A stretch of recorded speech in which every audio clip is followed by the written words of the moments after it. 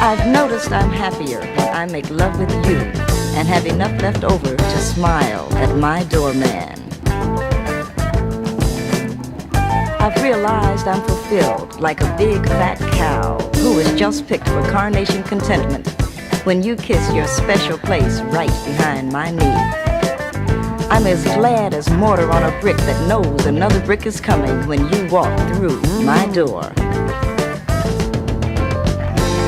Most times when you're around, I feel like a note Roberta Flack is going to sing.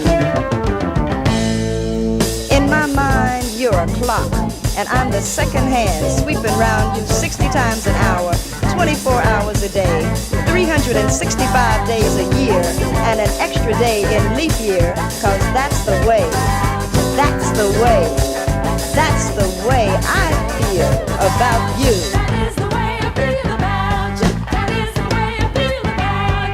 I've noticed I'm happier when I smile, 'cause that's the way I feel. I'm as glad as mortar on a brick that knows another brick is coming, 'cause that's the way I feel about you. I'm content when you kiss your special place, 'cause that's the way I feel. That's the way I feel.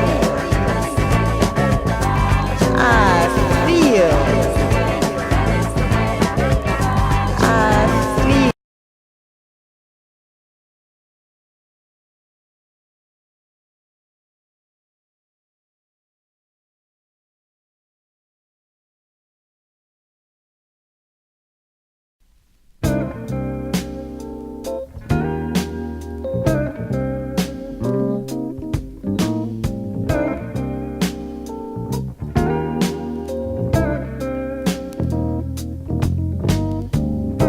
One day, you're gonna walk into my house, and I'm gonna have on a long African gown. You'll sit down and say, "The black," and I'm gonna take one arm out. Then you, not noticing me at all, will say, "What about this brother?" And I'm gonna be slipping it over my head. And you'll rap on about the revolution while I rest your hand against my stomach. You'll go on as you always do, saying, "I just can't dig," while I'm moving your hand up and down, and I'll be taking your dashiki off. Then you'll say, "What we really need," and I'll be licking your arm. And the way I see it, we ought to unbuckling your pants. And what about this situation and taking your shorts off? Then you'll notice your state of undress. And knowing you, you'll just say, "Nikki, isn't this counter-revolutionary?"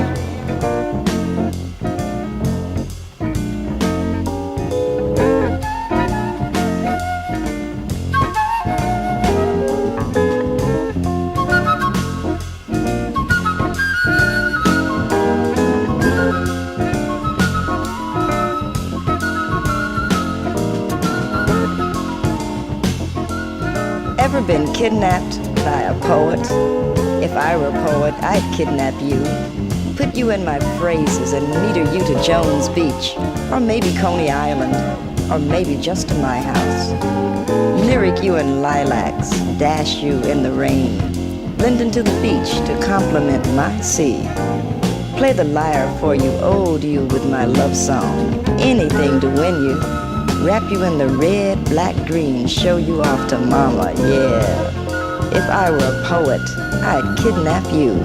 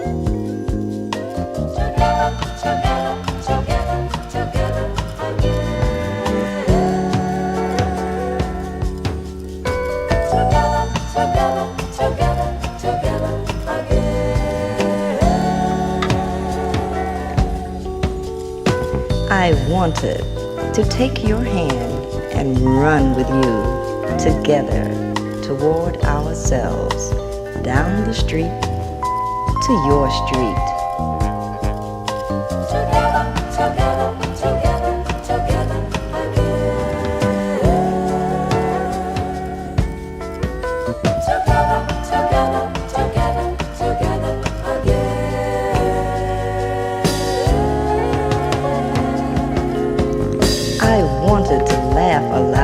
And skip the notes past the marquee advertising women in love, past the record shop with the spirit in the dark, past the smoke shop, past the park and no parking today signs, past the people watching me in my blue velvet. And I don't remember what you wore, but only that I didn't want anything to be wearing you. I wanted to give myself to the cyclone that is your arms and let you in the eye of my hurricane.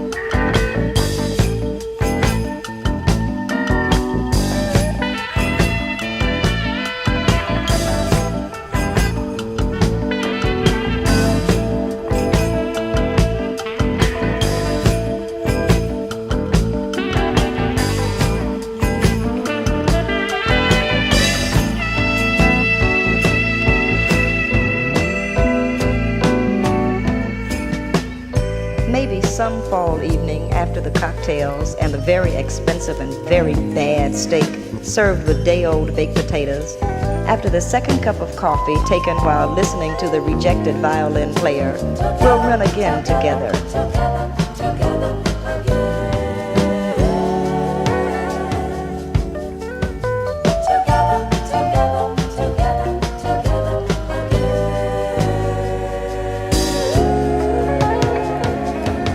And some fall evening, when the taxis have passed you by, and that light sort of rain that occasionally falls in New York begins, you'll take a thought and laugh aloud, the notes carrying all the way over to me, and we'll run again together toward each other.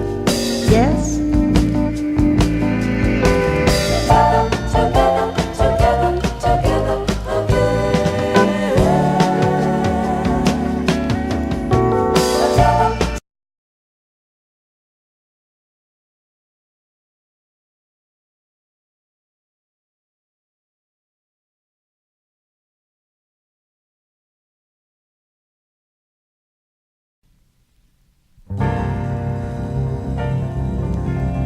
Those things which you so laughingly call hands are, in fact, two brown butterflies fluttering across the pleasure they give my body. I remember learning you jump in your sleep and smile when you wake up. At first you cuddle, then one arm across my stomach, then one leg touching my leg. Then you turn your back, but you smile when you wake up. I was surprised to know you don't care if your amp burns all night, and that you could play Oh Me Oh My over and over again just because you remembered. I discovered you don't like hair in your bathroom sink and never step your wet feet onto a clean rug. You will answer your phone, but you don't talk too long, and you do rub my toes and make faces while you talk. And your voice told her anyway that I was there. You can get up at 3 in the morning and make sandwiches and orange juice and tell jokes. You sometimes make incoherent sentences. You snore and you smile when you wake up. I know you cry when you're hurt and curse when you're angry and try when you don't feel like it and smile at me when you wake up. These things I learned through a simple single touch when fleshes clashed. I know you cry when you're hurt and curse when you're angry and try when you don't feel like it and smile at me when you wake up.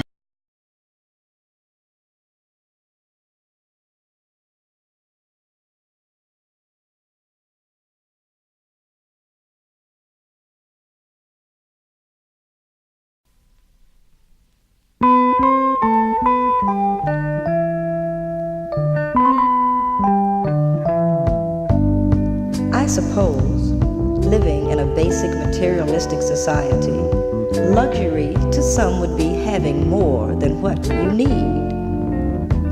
Living in an electronic age, seeing the whole world by pushing a button, the nth degree might perhaps be adequately represented by having someone there to push the buttons for you. I have thought, if only I could become rich and famous, I would live luxuriously in New York, knowing famous people eating in expensive restaurants, calling long distance anytime I want.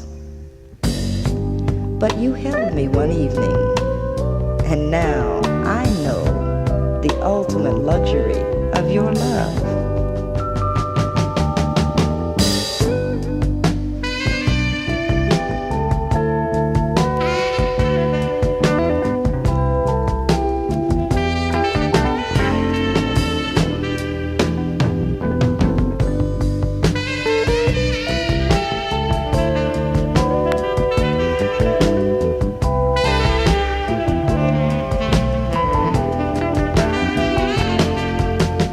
Like a will-o'-the-wisp in the night on a honeysuckle breeze, a moment sticks us together. Like a dolphin being tickled on her stomach, my sea of love flip-flops all over my face. Like the wind blowing across the field of wheat, your smile whispers to my inner ear. With the relief of recognition, I bend to your eyes casually, raping me.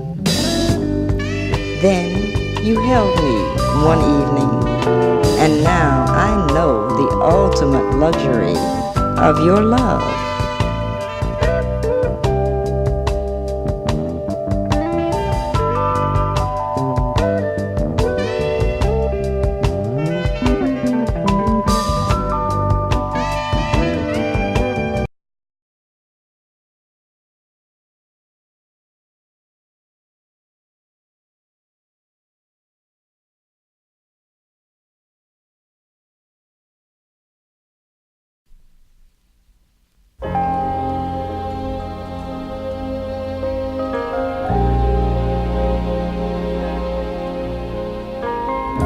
I only want to be there to kiss you, as you want to be kissed, when you need to be kissed, where I want to kiss you, 'cause it's my house, and I plan to live in it.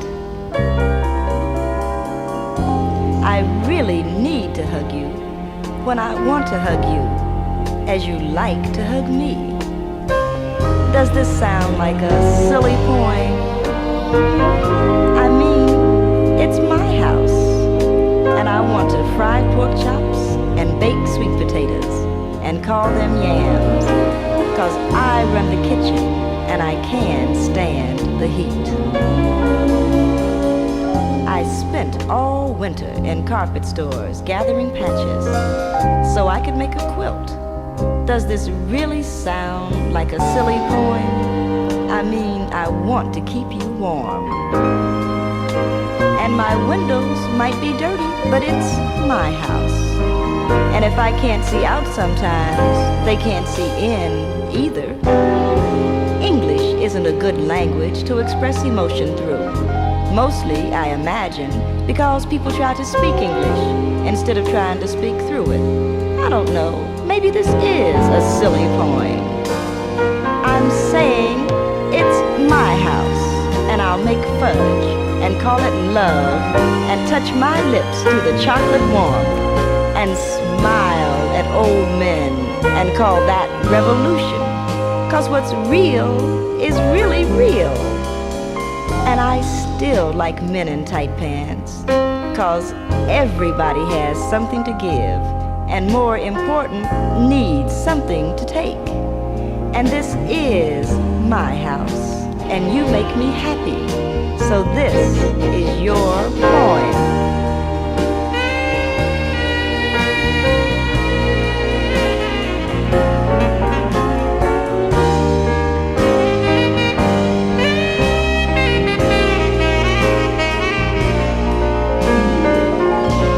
'Cause everybody has something to give, and more important, needs something to take. And this is my house, and you make me happy. So this is your poem.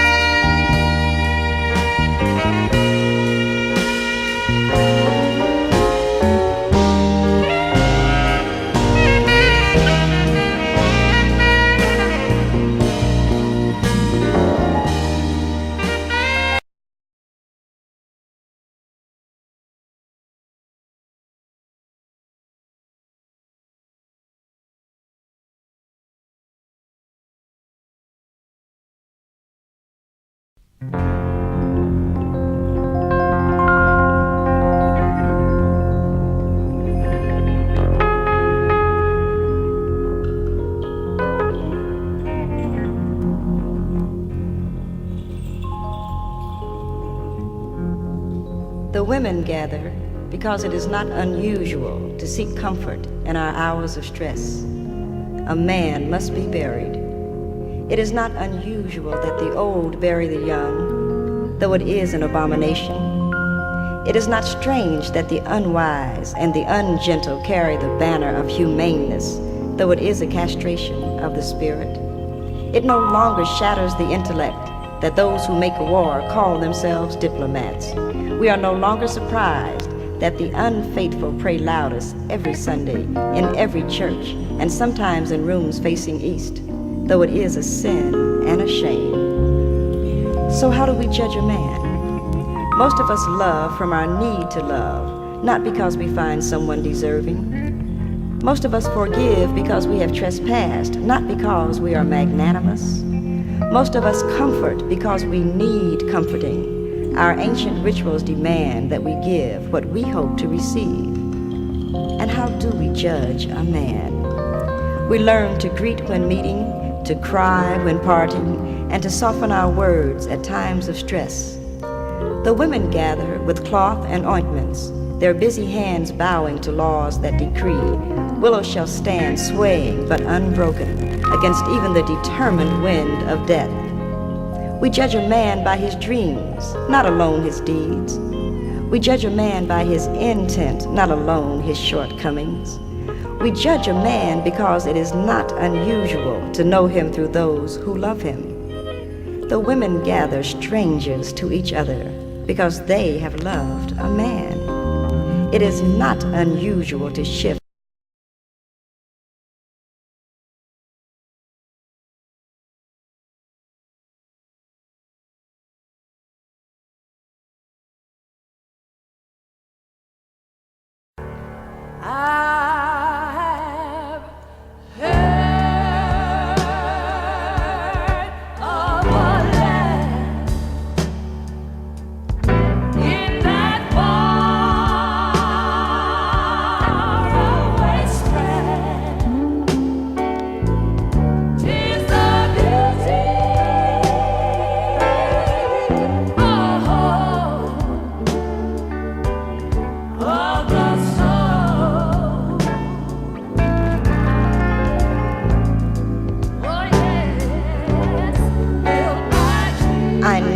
upper arms will grow flabby. It's true of all the women in my family. I know that the purple veins, like dead fish in the Seine, will dot my legs one day, and my hands will wither while my hair turns grayish white. I know that. One day my teeth will move when my lips smile, and a flutter of hair will appear below my nose. I hope my skin doesn't change to those blotchy colors. I want my menses to be undifficult. I'd very much prefer staying firm and slim, to grow old like a vintage wine fermenting in old wooden vats with style. I'd like to be exquisite, I think. I will look forward to grandchildren and my flowers, all my knickknacks in their places, and that quiet of the bombs not falling in Cambodia settling over my sagging breast. I hope my shoulder finds a head that needs nestling, and my feet find a footstool after a good soaking with Epsom salts. I hope I die warmed by the life that I try to live.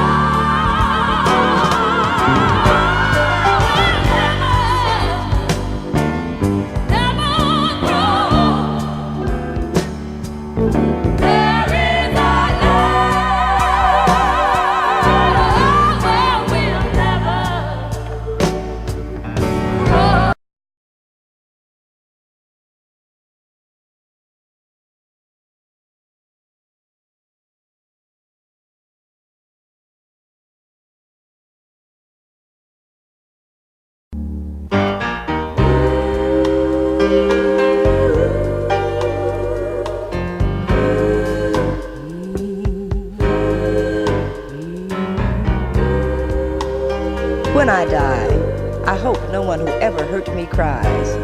And if they cry, I hope their eyes fall out, and a million maggots that had made up their brains crawl from the empty holes and devour the flesh that covered the evil that passed itself off as a person that I probably tried to love. When I die, I hope every worker in the National Security Council, the Interpol, the FBI, CIA Foundation for the Development of Black Women gets an extra bonus and maybe takes one day off, and maybe even ask why they didn't work as hard for us as they did them.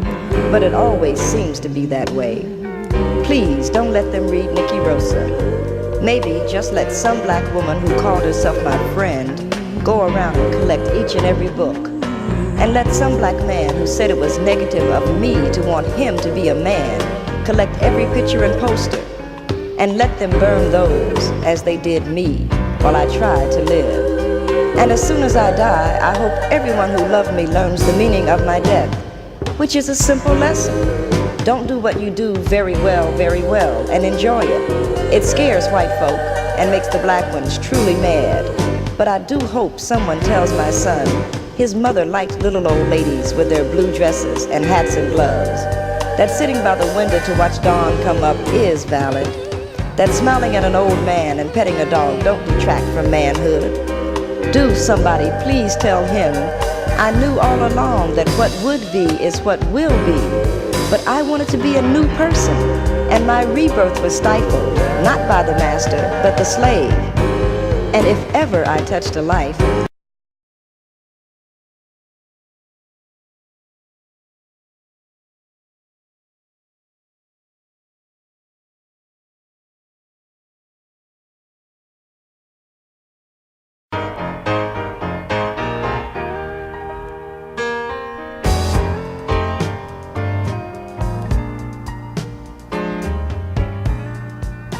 I used to dream so many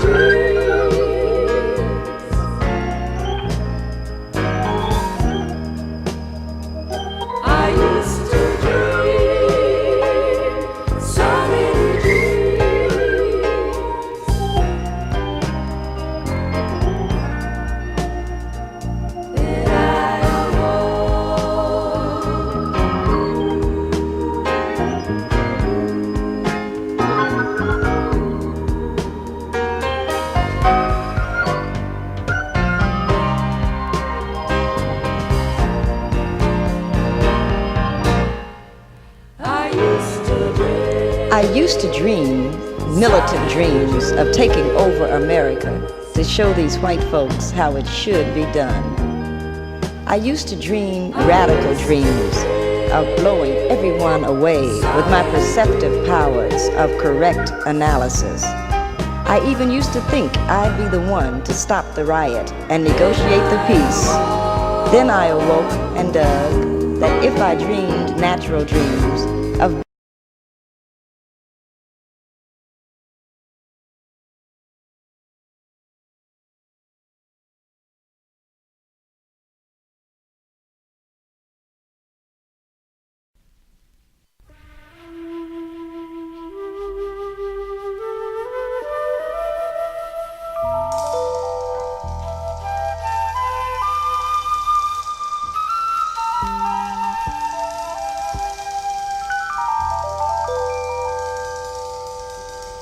once a snowflake fell on my brow, and I loved it so much, and I kissed it, and it was happy, and it called its cousins and brothers, and a web of snow engulfed me then.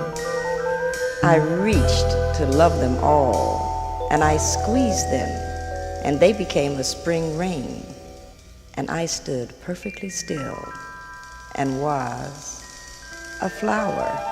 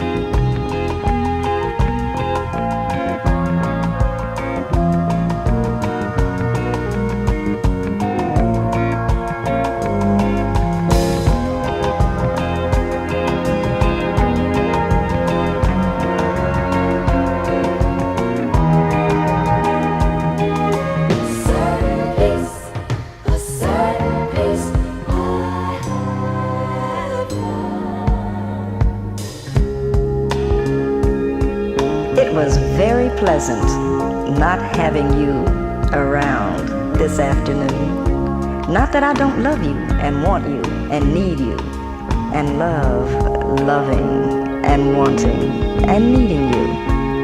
But there was a certain peace when you walked out the door, and I knew you would do something you wanted to do. And I could run a tub full of water and not worry about answering the phone for your call, and soak in bubbles, and not worry whether you would want something special for dinner, and rub lotion all over me for as long as I wanted, and not worry if you had a good idea or wanted to use the bathroom.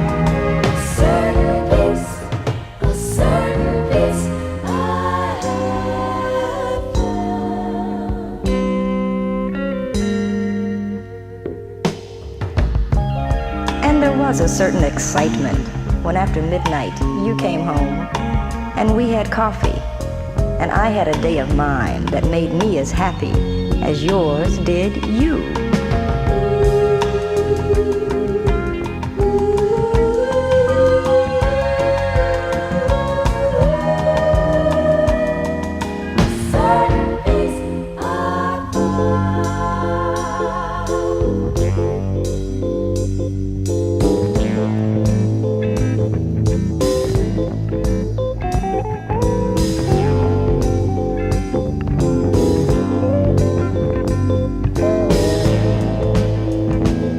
When I nap, usually after 1:30, because the sun comes in my room then, hitting the northeast corner, I lay at the foot of my bed and smell the sweat of your feet in my covers while I dream.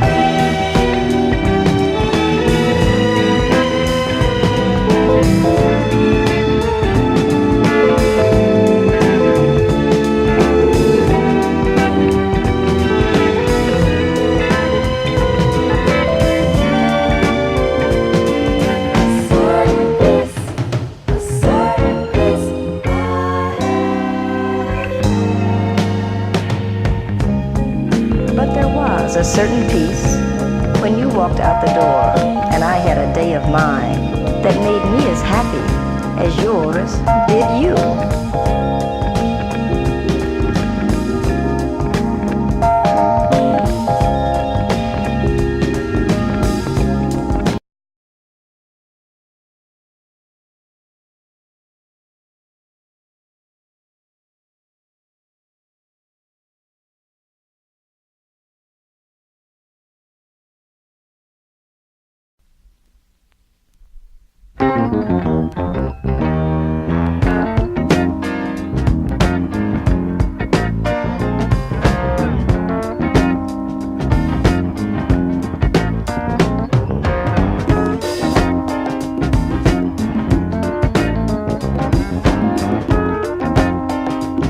So he said, you ain't got no talent. If you didn't have a face, you wouldn't be nobody.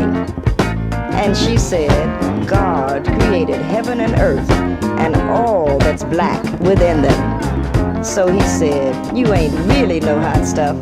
They tell me plenty sisters take care of better business than you.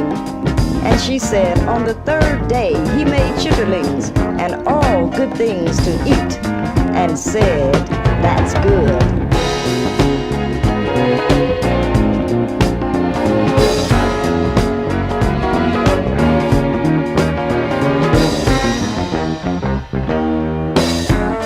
So he said, if the white folks hadn't been under your skirt and been giving you the big play, you'd have had to come on uptown like everybody else. And she replied, then he took a big, black, greasy rib from Adam and said, we will call this woman, and her name will be Sapphire, and she will divide into 4 parts that Simone may sing a song.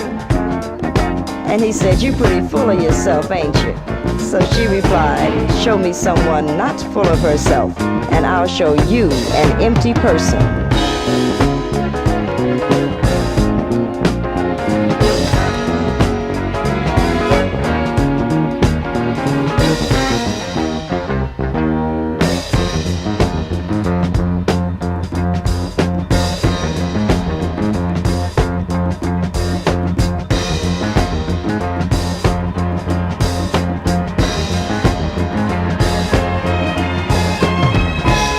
So he said, you pretty full of yourself, ain't you? So she replied, show me someone not full of herself, and I'll show you an empty person.